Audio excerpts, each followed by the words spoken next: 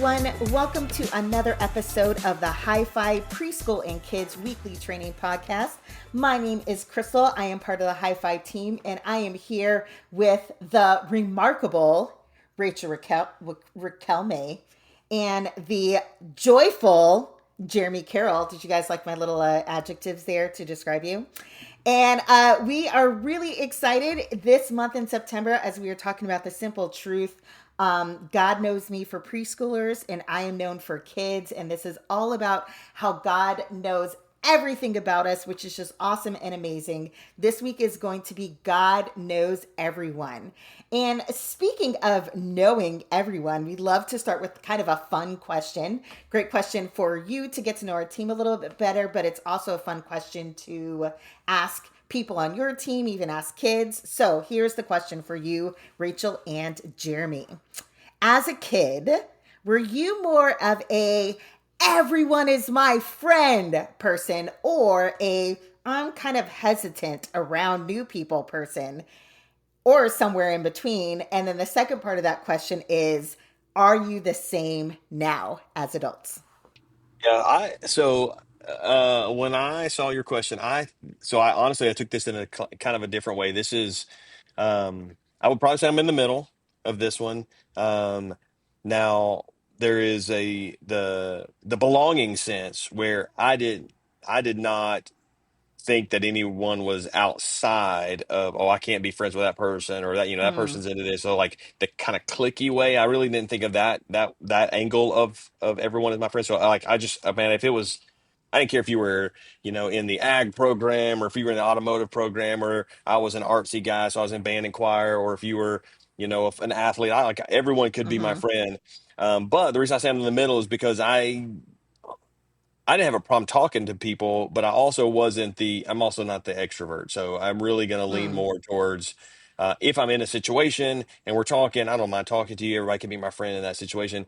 But I wasn't just going out and, making friends with everybody and like mm-hmm. in the extrovert, get juiced up and powered up by, by those relationships. That wasn't me. So I feel like I'm probably kind of in the middle of that. And I would say that's probably still the same is true now. I enjoy being around people, but I still am sort of an introvert by design. Mm-hmm, And so I don't think there are people outside. I'm not ashamed or afraid to talk to people because I feel like they're outside of my bubble. But at the same mm-hmm. time, I'm also not, I'm also content. Like I will ride to work in complete silence for an hour some days, and that doesn't bother me at all. I don't have to sing. I don't have to talk to somebody. I could just cruise along. So kind of in the middle of that somewhere. Interesting. Interesting. What about you, Rachel? I'd say I'm kind of in the middle too, to be honest. I think as Okay. a kid, I was definitely more everyone is my friend. And I think as I've gotten older, I'm a little bit more hesitant. But I Mm, think maybe I've always been a little more hesitant inside and a little more like projecting that everyone is my friend maybe on the outside, if that makes sense. it The totally does. hesitancy, I think, has always been inside. Interesting. Interesting. Um, no surprise, as a kid, I was definitely everyone is my friend. I was the kid that nobody, like, the teacher could not sit me anywhere that I was not going to talk to whoever I was sitting with, didn't matter who. But kind of like you, Rachel, I feel like I'm a little more hesitant now. Um, I don't know. I do like I talk to complete strangers though in the store. Like if I notice something, I'll say it. It embarrasses my kids so much. They're like, "Why do you feel like you have to talk to everyone?" I'm like, "I don't feel like I have to. I got stuff to say, so I want to say it." But definitely not quite as like let me like I don't especially love it in church when they're like turn around and talk to somebody you don't know. I'm usually like, "No, thank you." I just want to talk to my friends, but I'm working on it. I'm working on it. What's fun about that question, though, is that it really does lead us into what we're talking about today, where God knows everyone. When he looks at the world, when he looks at his creation, he does not see just a mass of people, but he sees everyone individually. He knows them personally. And that's what we get to talk about this week is how God knows everyone. And while it is a big statement to say God knows everyone, it's also that he knows you personally and individually. So, in this Bible story from Mark chapter 5, 21 through 24, Jesus is in a big crowd and he ends up healing one woman. How does this story, essentially of Jesus noticing and healing one person, teach that God knows everyone? I think this is one of those stories, just leaders, as you're thinking about this story. This is one of those stories that has a lot of different. It's very multifaceted. There's a lot of different angles to this Mm, story, and so there can be a tendency to to come at it from one of those alternate angles. And so I think what I want to encourage is as we're thinking about this story, let's mm, get it in the context of I am known, God knows me. Like that's what we're really trying to hone in here on this story, and we're not focusing too much. Obviously, the healing was miraculous, and so we don't want to ignore that. But like her sickness and things like that, that's not. We're not trying to get into deep into that particular part of this story. There's a lot we don't even know because the biblical text only tells us so much. So when we're taking this from the angle of I am known, God knows me, um, focusing on this idea of um, that Jesus was in a crowd and mm-hmm, Jesus knew everyone in that crowd. He mm-hmm, knew who they were. He knew their wants, their desires. He knew how they were feeling in all of those in that exact moment. Um, and so one of the ways we can see this personalized a little bit in this is that um, we find that this one woman who wanted to be healed. She desired to be healed, and ultimately she was. Jesus turns around, asks a question, not for his own knowledge, because he already knew, and we know that he mm-hmm, already knew because his response to her was not, "Oh, you touched me. What is it that you need?" His response was, "Your faith has healed you." So he already mm, deeply knew what was happening with this woman. So he wasn't asking a question because he needed an answer. Like the disciple said, everybody's around you, everybody's bumping into you. We already know that. But we see that when Jesus was asking an answer or asking this question, he was really trying to get her to kind of own up to it, but mm-hmm, also to emphasize the fact that he already knew what he was doing with mm, her. And so that idea of him knowing and responding to this woman, that's really kind of the crux, I think, of this session is we are known by God. God knows us. Back to our theme, kind of part of our theme verse about God knowing the heart for kids. I often say that's the real self. God knows what's going on the inside of us, even though we mm-hmm, think maybe people don't see it. God sees that, and that's a good thing. God sees us, He knows us, and He knows what we need. And He healed this woman. He said that you know your faith has healed you.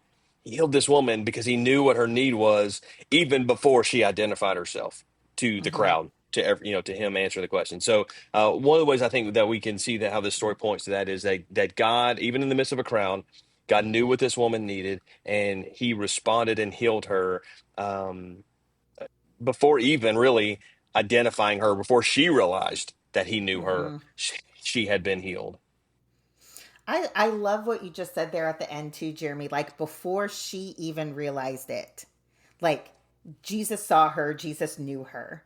And that's going to be so great for preschoolers and kids to learn is like God knows you and he has always known you. And her faith made her well, but he knew her even before that happened.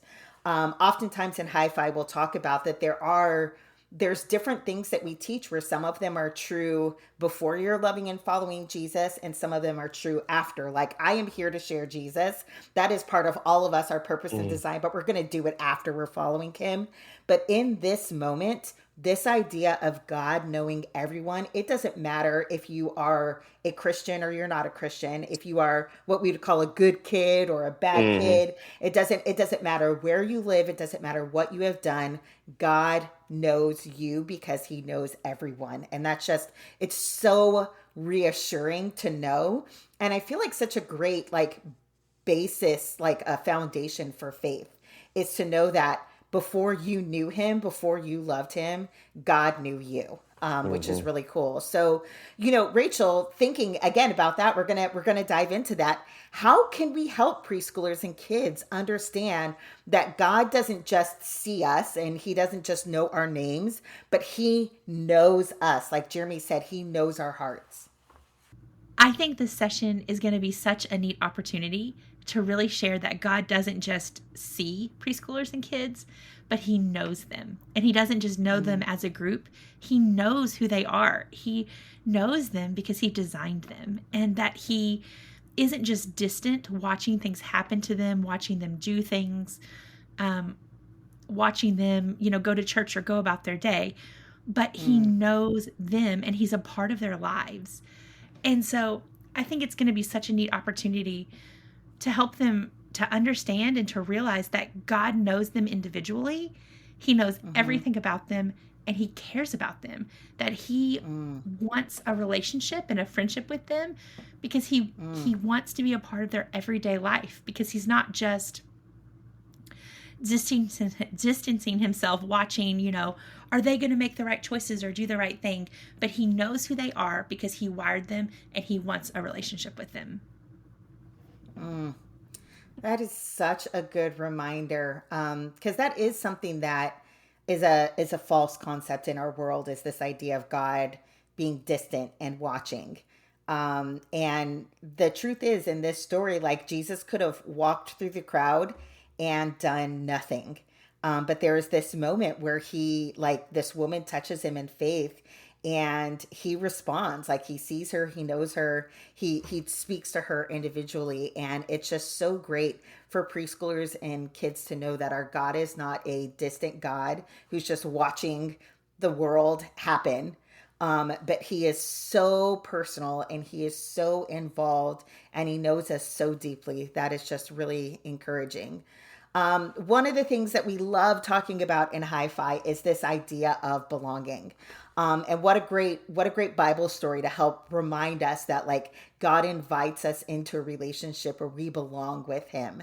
So how can intentionally building belonging lead preschoolers and kids to understanding that God knows everyone and God knows them? I think a lot about how we start off our preschool and our kids sessions with this intentional connection time.